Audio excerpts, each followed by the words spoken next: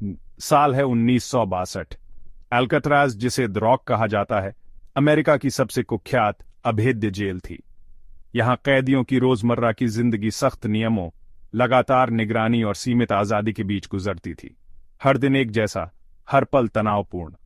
लेकिन Frank Morris एक असाधारण दिमाग वाला व्यक्ति, और एंगलिन भाइयों ने हार नहीं मानी। मॉरिस शांत, तेज और योजनाबाज था। एंगलिन भाई क्लेरेंस और जॉन अपने भाईचारे और साहस के लिए जाने जाते थे।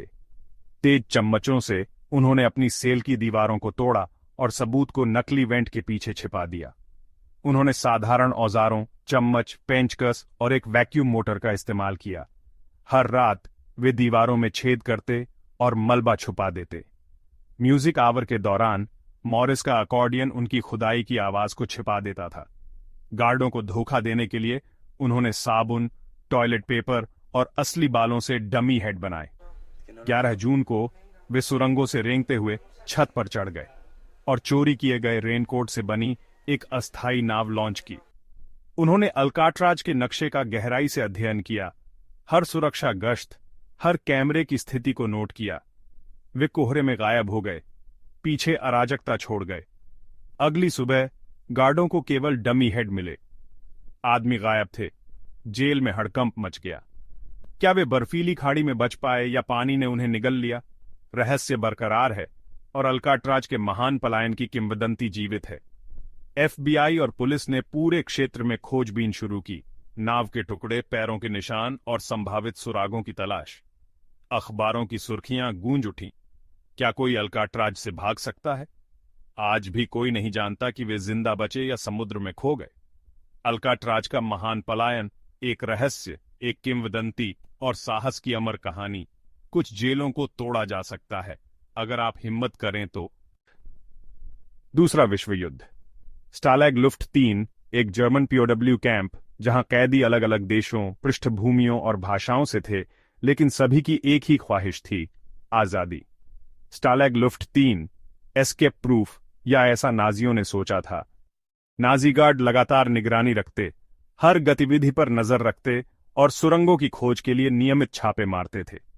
RAF squadron leader Roger bushel ने एक योजना बनाई, 3 सुरंगें खोदना। गुप्त बैठकों में कैदियों ने ब्लूप्रिंट बनाए, सुरंगों के नाम रखे टॉम, डिक और हैरी, और हर कदम पर जोखिम का सामना किया। टॉम, डिक और हैरी। 600 से अधिक कैदियों ने गुप्त रूप से काम किया। सुरंग खोदना आसान नहीं था। मिट्टी को छुपाना, हवा की व्यवस्था करना और हर समय पकड़े जाने का डर। दस्तावेज बनाए, वेशभूषा सिलाई और 30 फीट भूमिगत खुदाई की। कई बार सुरंगें ढह गईं, कैदी घायल हुए, लेकिन टीम वर्क और जिद ने उन्हें आगे बढ़ाया। उन्होंने बेडबोर्ड से रेलवे बनाई, दूध के डिब्बे से हवा दी और बगीचों में रेत बिखेरी। 24 मार्च 1944 को पलायन शुरू हुआ, लेकिन सुरंग जंगल से कम पड़ गई, जिससे उनकी गति धीमी हो गई। बाहर निकलना अब और भी खतरनाक था। सुरंग जंगल से कम पड़ गई, जिससे उनकी गति धीमी हो गई। पकड़े जाने से पहले 76 आदमी बाहर निकल गए। 73 को फिर से पकड़ लिया गया। नाजियों ने तुरंत जवाब दिया। पूरे कैंप में तलाशी, पूछताछ और सख्त सजा।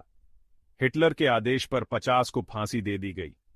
केवल 3 ही आजादी तक पहुंच पाए। द ग्रेट एस्केप एक सामरिक विफलता थी, लेकिन अवज्ञा का एक शानदार कार्य था। इस पलायन ने पूरी दुनिया को झकझोर दिया। यह साहस, एकता और आजादी की चाह का प्रतीक बन गया। कैद में भी विरोध करने की इच्छा को दबाया नहीं जा सकता था। अन्य सुरंगों में क्या रहस्य छिपे थे? दिसंबर 2000, टेक्सास की एक ठंडी सुबह। कॉनली यूनिट, एक हाई सिक्योरिटी जेल जहां सबसे खतरनाक अपराधी रखे जाते थे। 7 कैदी, जिनमें से कई को मौत की सजा मिली थी, एक ही डॉर्म में थे। हर किसी के पास खोने के लिए सब कुछ था। जॉर्ज रिवास, एक करिश्माई मास्टरमाइंड, ने बाकी 6 को एकजुट किया। उनका मकसद था आजादी या मौत। महीनों की प्लानिंग के बाद उन्होंने जेल के रूटीन, शिफ्ट बदलाव और सुरक्षा में कमजोरियों का गहराई से अध्ययन किया। उन्होंने नक्शे बनाए, शेड्यूल नोट किए और हर गार्ड की आदतें याद रखीं।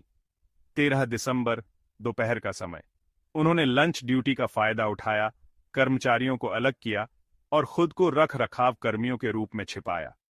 चोरी की गई चाबियों और हथियारों के साथ वे सुरक्षा के कई स्तरों को पार करते गए। उन्होंने एक जेल ट्रक में पिछले गेट से बाहर निकलने का नाटक किया। सिर्फ कुछ मिनटों में टेक्सास 7 गायब हो चुके थे। जेल में हड़कंप मच गया। पुलिस ने तुरंत राज्य भर में अलर्ट जारी किया। मीडिया ने इसे टेक्सास 7 नाम दिया और एक राष्ट्रीय खोज अभियान शुरू हो गया। हफ्तों तक वे पकड़े जाने से बचते रहे। गाड़ियों, नकली पहचान और चोरी के पैसों के सहारे वे दुकानों को लूटते रहे और एक पुलिस अधिकारी की हत्या ने पूरे देश को झकझोर दिया। कानून प्रवर्तन एजेंसियों पर दबाव बढ़ता गया। उनके चेहरे हर जगह थे। कानून ने उन्हें घेर लिया। आखिरकार कोलोराडो में एक मोटेल में घेराबंदी हुई। एक ने आत्महत्या कर ली, बाकी पकड़े गए। टेक्सास 7 की आजादी का अंत हो गया। इस पलायन ने जेल सुरक्षा में गहरी खामियों को उजागर किया और दिखाया कि हताशा, योजना और साहस मिलकर किसी भी सिस्टम को चुनौती दे सकते हैं। टेक्सास 7 की कहानी एक चेतावनी है। सबसे कड़े सिस्टम भी टूट सकते हैं और आजादी की चाह कभी-कभी सब कुछ दांव पर लगा देती है। सितंबर 1971, एटिका करेक्शनल फैसिलिटी, अमेरिका की सबसे कुख्यात जेलों में से एक। सितंबर 1971, एटिका करेक्शनल फैसिलिटी, अमेरिका की सबसे कुख्यात जेलों में से एक। यहां कैदी भीड़भाड़, क्रूरता और अमानवीय हालात में जी रहे थे। भीतर गुस्सा और निराशा उबल रही थी। कैदी, ज्यादातर अश्वेत और पुएर्टो रिकन, एक ब्रेकिंग पॉइंट पर पहुंच गए थे। 9 सितंबर को अचानक विद्रोह भड़क उठा। 1300 कैदियों ने डी यार्ड पर कब्जा कर लिया और 42 बंधकों को ले लिया। उनकी मांगें थीं मानवीय व्यवहार, बेहतर भोजन, धार्मिक स्वतंत्रता, गरिमा और राजनीतिक अधिकार। कैदियों ने हाथ से लिखे पोस्टर और बैनर उठाए, अपनी आवाज बुलंद की।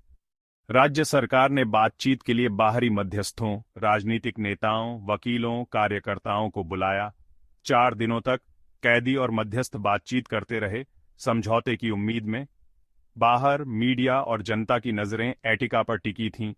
टीवी कैमरे, अखबार और प्रदर्शनकारी जेल के बाहर जमा हो गए। लेकिन 13 सितंबर को राज्य ने हमला किया। आंसू गैस, गोलीबारी, अराजकता। 15 मिनट में 39 लोग मारे गए, ज्यादातर कैदी, कुछ बंधक। अधिकांश गोलियां पुलिस की थीं। एटिका विद्रोह अमेरिकी इतिहास का सबसे घातक जेल दंगा बन गया। देश भर में आक्रोश और शोक की लहर दौड़ गई। इसने एक राष्ट्र को सलाखों के पीछे के अन्याय का सामना करने के लिए मजबूर किया। क्या एक शांतिपूर्ण अंत संभव था? घाव अभी भी हैं और एटिका की गूंज आज भी न्याय की बहस में सुनाई देती है। ये पलायन और विद्रोह केवल साहस की कहानियों से कहीं बढ़कर हैं। वे स्वतंत्रता के लिए मानव भावना की भूख की याद दिलाते हैं। अल्काट्राज ने सही जेल के मिथक को तोड़ दिया। स्टालैग लुफ्ट 3 ने हार में भी अवज्ञा दिखाई। टेक्सास 7 और एटिका ने न्याय में दरारें और हताशा की कीमत को उजागर किया। हर कहानी ने उन्हें कैद करने वाली दीवारों के अधिकार को तोड़ दिया। वे हमें याद दिलाते हैं, जेल की सलाखें आशा, सरलता या स्वतंत्र होने की इच्छा को रोक नहीं सकती। ये सिर्फ कहानियां नहीं हैं, चेतावनी हैं और विरासत हैं। आजादी की इच्छा को कभी भी वास्तव में कैद नहीं किया जा सकता है।